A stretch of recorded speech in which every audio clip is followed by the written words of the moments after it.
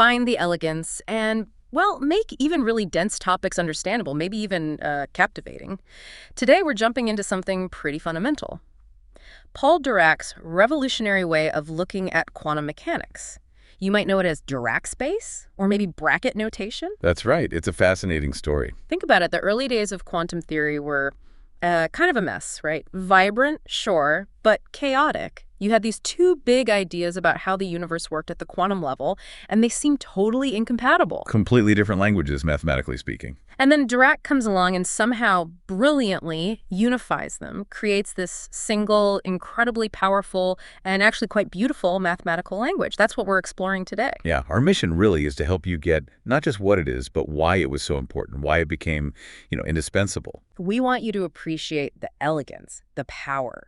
And we're basing this whole discussion on a really comprehensive report called Dirac Space, the quantum unification. So, yeah, let's dive in. Okay, so picture the mid-1920s. Quantum theory is buzzing, but it's fragmented. On one side, you've got Werner Heisenberg, Max Born, Pascual Jordan. The matrix mechanics guys. Exactly. Their approach was very abstract, algebraic.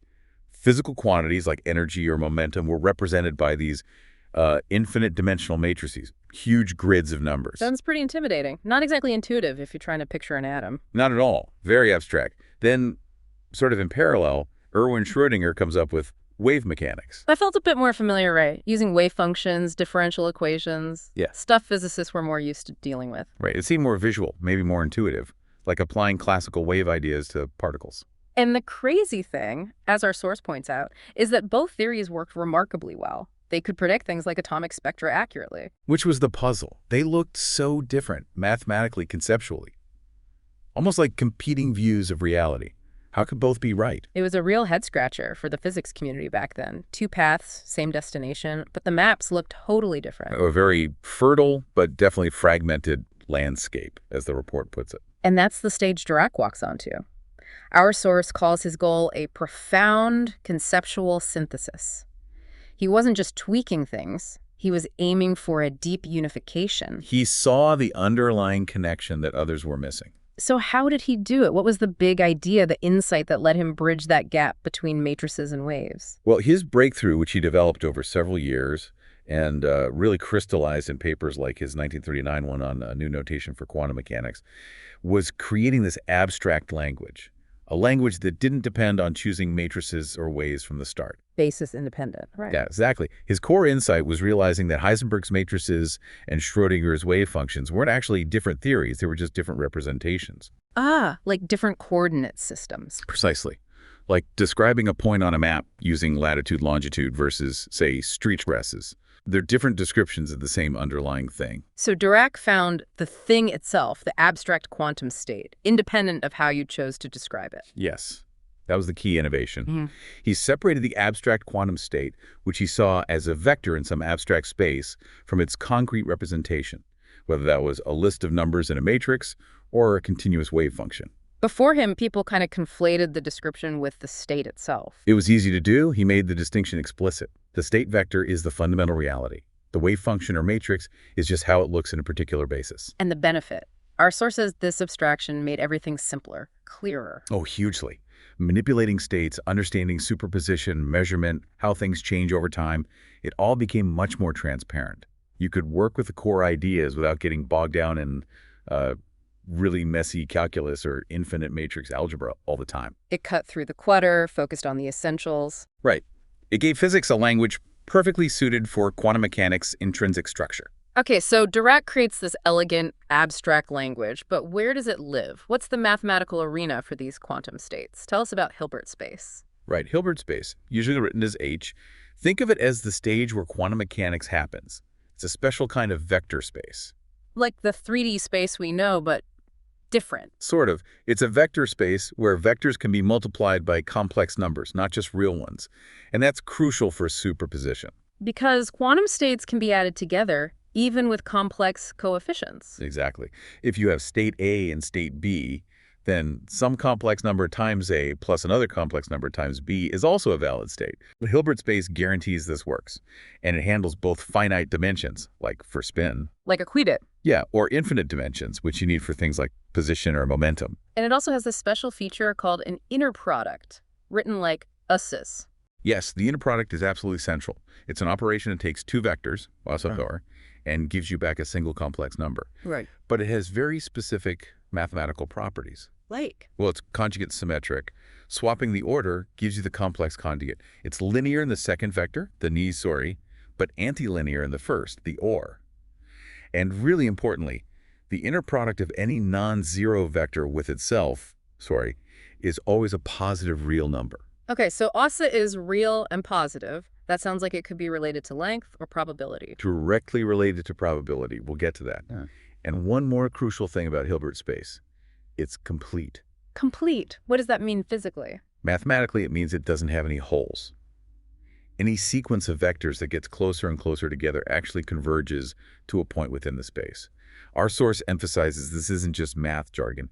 It's physically vital. How so? It ensures quantum evolution is continuous and well-behaved. A system can't just evolve towards some mathematical void and disappear. Completeness keeps everything properly contained within the space of valid physical states. Got it. So no quantum systems leaking out of reality. And you mentioned the inner product gives geometric intuition. It does, just like in regular geometry. The norm or length of a state vector S is the square root of Ceci.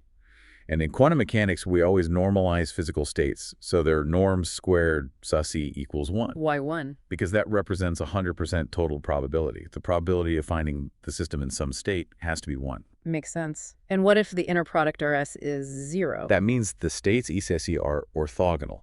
Think perpendicular lines. Physically, it means if your system is definitely in state RS, the probability of measuring it to be in state is absolutely 0. And just like in geometry, you can build a coordinate system out of these orthogonal vectors. Exactly. An orthonormal basis. A set of mutually orthogonal normalized vectors, say E, any state can be written as a sum, a superposition of these basis states. The coefficients, C, are just the inner products here. They tell you how much of each basis state is in E.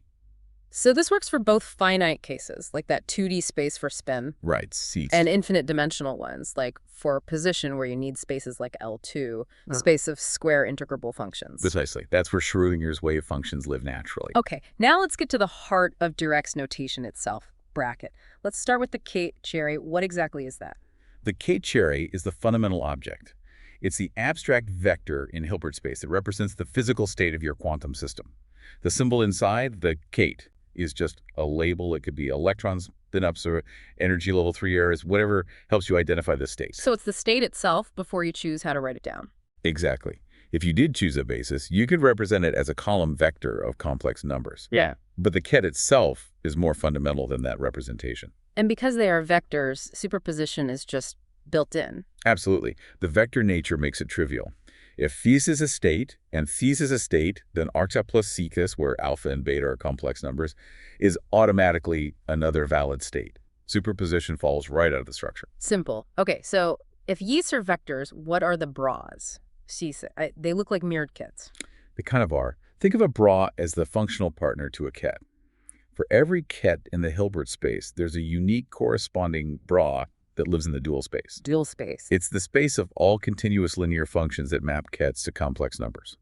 So a bra is basically a machine that takes a ket, say Kes, as input and outputs a complex number. So it acts on kets. Right.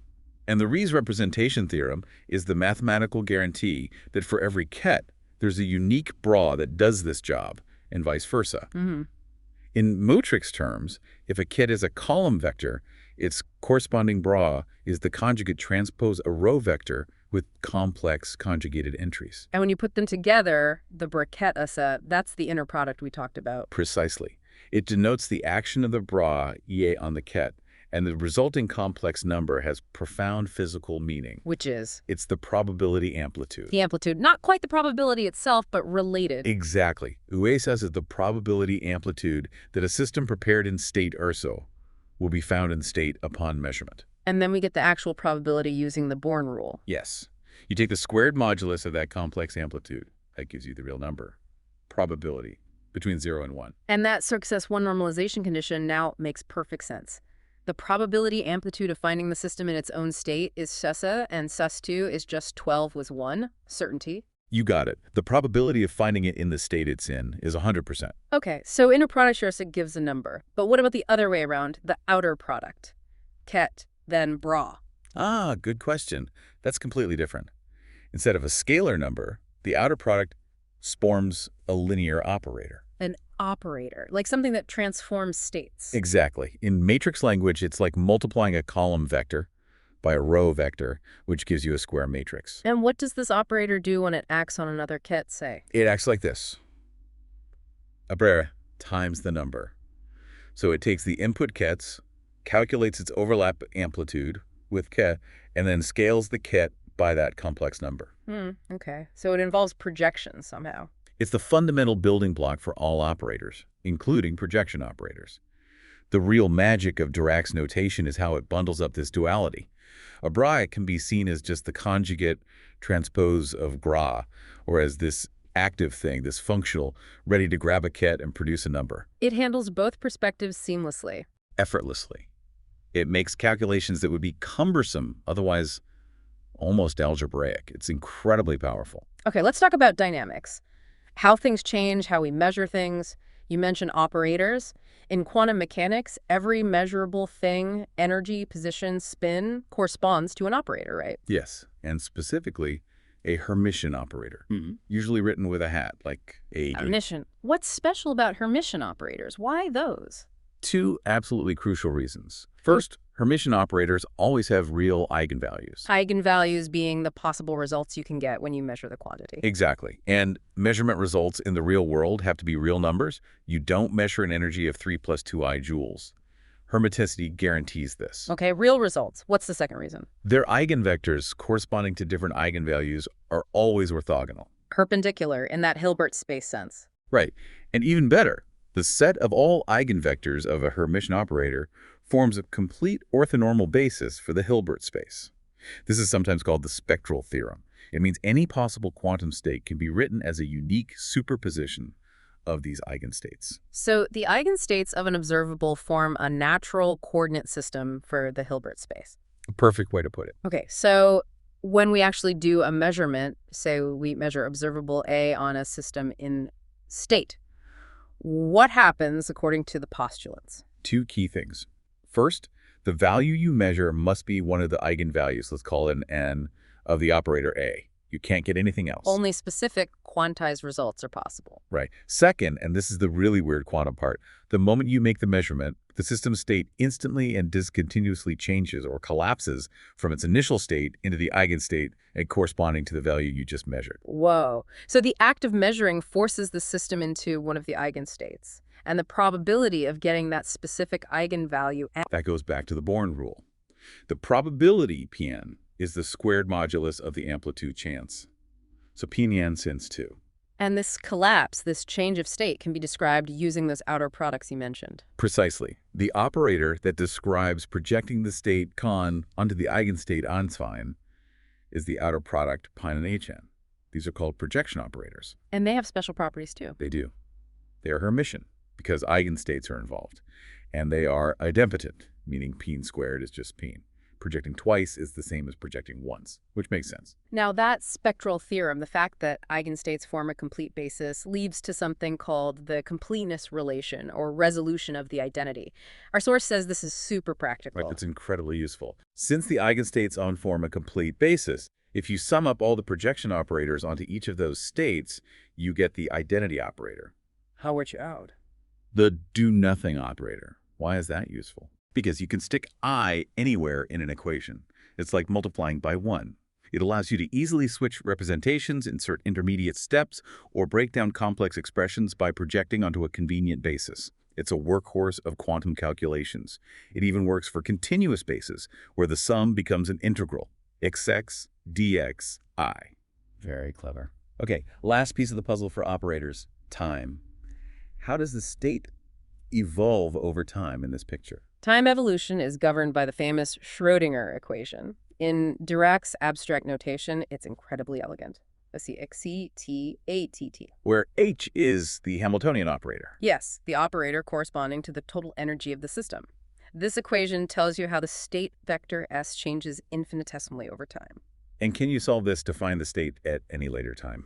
If the Hamiltonian H doesn't change with time, yes. The state at time today is related to the state at time ta by a time evolution operator, excitat TCSC. You just apply this operator to the initial state.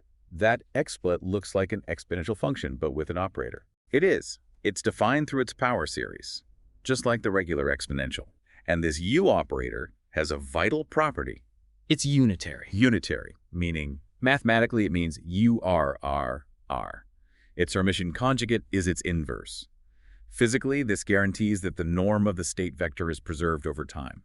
Ah, so status stays equal to 1. Exactly. Total probability is conserved.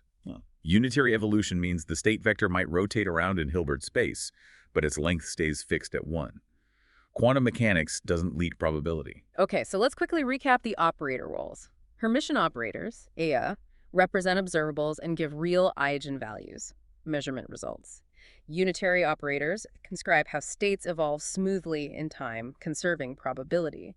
And projection operators, Pia, describe the discontinuous collapse during measurement. That's a perfect summary. They each play a distinct, crucial role. Now, one of the big payoffs of Dirac's approach was clarifying that distinction between the abstract state and its representation, right? Like the vector versus its coordinates. Absolutely central. The Ket chart is the real physical thing. How we write it down depends on the basis, the coordinate system we choose. And you find the components, the representation, using the inner product? Yes. If you have a discrete basis, the components are CLNOs and the state is yes, SFA. If you have continuous bases like position XS, the components form a continuous function, which is found similarly using the inner product. And this is where we connect back to Schrödinger's wave mechanics. This feels like a key insight. It is. It's the moment it all clicks together. Yeah. The Schrödinger wave function, the familiar Frunch, is nothing more or less than the representation of the abstract state Ket show in the position basis. So Ochtrekkers is literally defined as XS. Precisely, x plus SKX. It's the probability amplitude to find the particle at position x. It's the set of components of the abstract vector Frush along the continuous axis labeled by x. And similarly for momentum space, the momentum wave function is just xvar. Exactly. It's the representation of the same abstract state, but this time projected onto the momentum basis. And the mathematical tool that flips between Chux and Kip is the Fourier transform. Yes. The Fourier transform is essentially the mathematical operation that changes coordinates from the position basis to the momentum basis, or vice versa, in this infinite dimensional Hilbert space. So Dirac's formalism shows the wave function isn't the fundamental reality. It's just one possible view or projection of the underlying abstract state vector. That's the crucial shift in perspective. Strex is like a shadow of show cast onto the position wall. It's the shadow cast onto the momentum wall. Heisenberg's matrices were the components in yet another basis, maybe the energy basis. And that's why wave mechanics and matrix mechanics gave the same predictions. They were just looking at the same abstract state shows from different angles, using different coordinate systems. You've nailed it.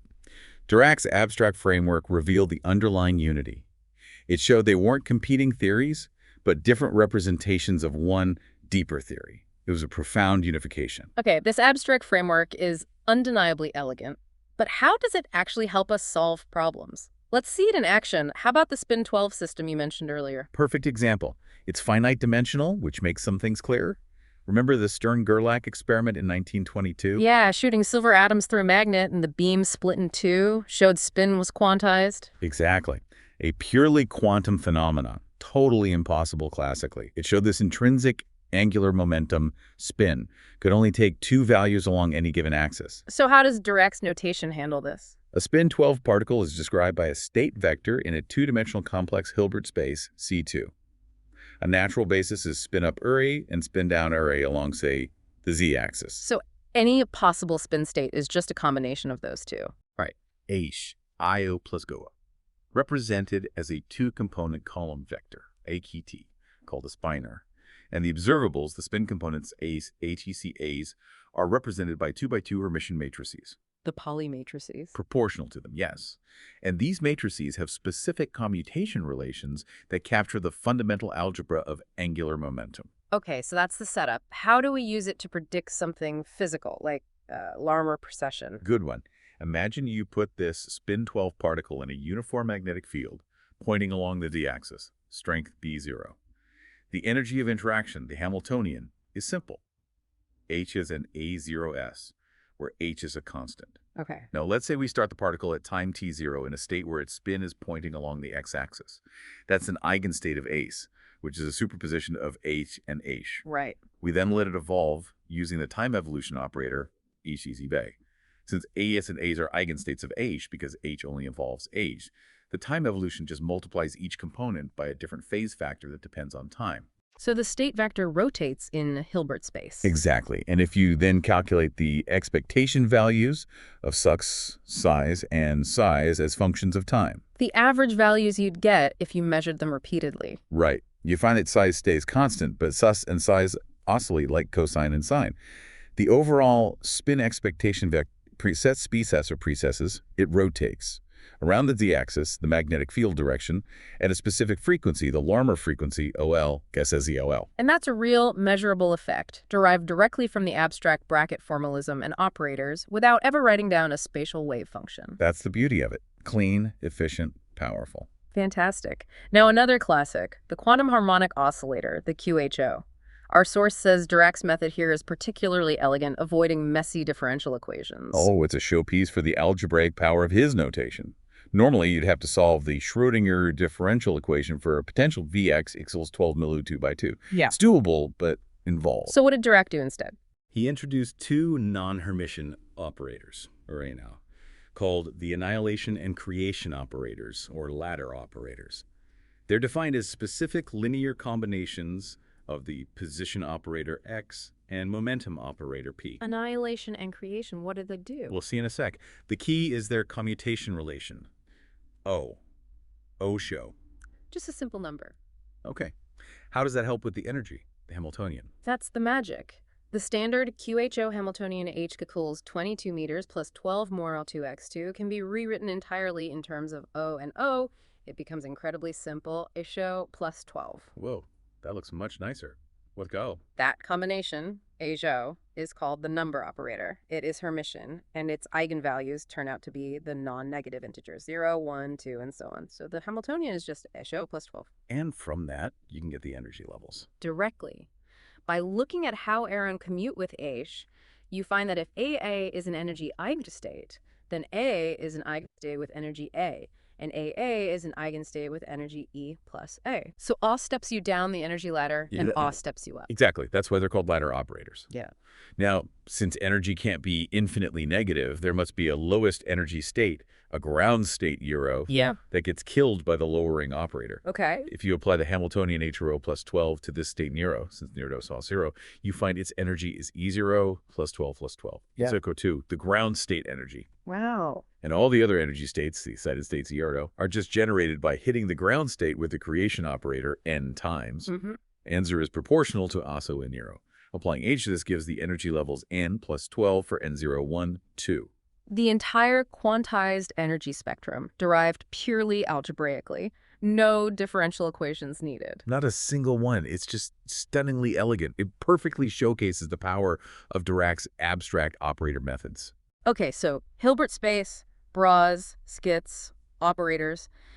It all seems to fit together beautifully, but the deep dive mentions a subtle issue, a mathematical complication, especially with things like position and momentum that have continuous values. What was that about? Ah, yes.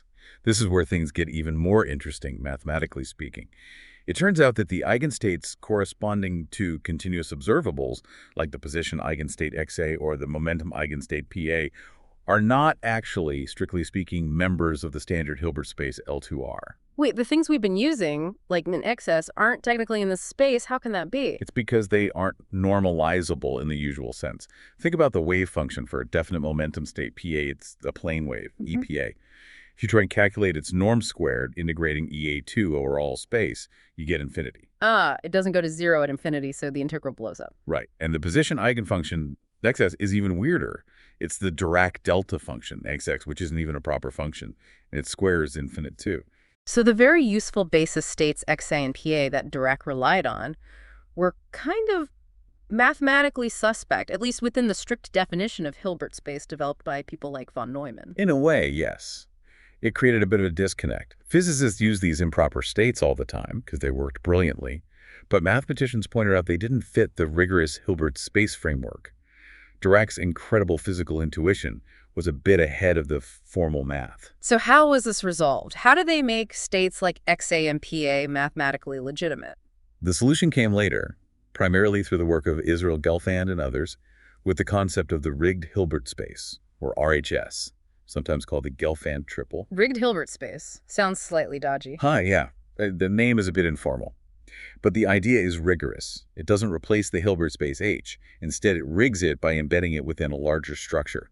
You have three spaces nested like Russian dolls, HA and UG. Okay, break that down. H is our standard Hilbert space, like L2. What are Iten? I is a smaller, nicer subspace within H.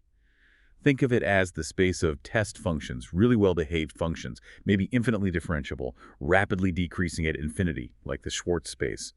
These often represent physically realistic states with finite properties. Okay, the nice states are in A. What's A? Huh. Phi star, or phi cross, is the dual space to Ray. It's the space of all continuous linear functionals on A. And it turns out that this larger space is the proper mathematical home for things like the Dirac delta function and plane waves, their distributions or degeneralized functions, which are rigorously defined as elements of this dual space. So the improper states like XA and PA that Dirac used intuitively actually live rigorously in this bigger space. Precisely. The RHS framework gives them a solid mathematical foundation. The eigenvalue equation, like PRO, PPRA, isn't interpreted as happening strictly in H, but in a weak sense involving the test functions in A. Basically, Finfieri PO holds for all in A. So the math eventually caught up with Dirac's intuition. Beautifully, yes. Von Neumann had put quantum mechanics on a firm Hilbert space footing, but it excluded some of Dirac's most practical tools.